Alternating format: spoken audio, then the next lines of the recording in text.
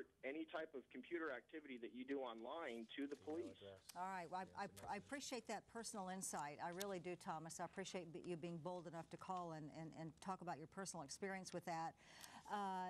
Chip, he said he was molested as a child. There is a perception that most kids who act out sexually or become sex offenders were molested as children. True or not? I don't know if we can say most, because the studies are kind of pivoting back and forth. Before it was seen that was an old myth of ours in the field, that majority of these kids have been sexually molested, and this is the reason why they're acting again.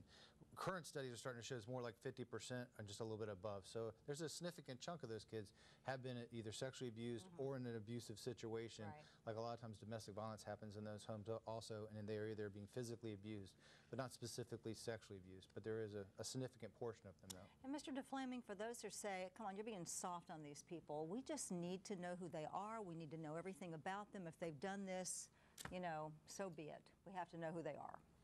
Well, it comes back to, I think, that we do have a right to know who the worst of the worst are, regardless of what their age are. I mean, if they have shown a pattern that they are going to be a danger, violent sexual danger to other people in the community, then I think we do have a right to know who they are. I think what this debate is about is, do we include everybody that falls you know, within a violation of a particular law?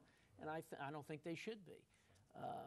Now, I would like to say one thing, and that is this law does not apply to consensual sex between teenagers. This is not the Romeo, that's Romeo and Juliet Act, right? Governor Chris signed into law the Romeo and Juliet law, which allowed consensual sex between teenagers. Without being labeled a sex offender. Right, to not be on the registry, or if they're on the registry, to get off. The Adam Walsh law does not put them back on.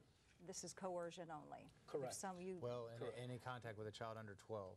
Okay. So if you're 13 or 12. That's not Romeo and Juliet. Right, exactly. All right, we'll have to take a break on that note. We'll be right back.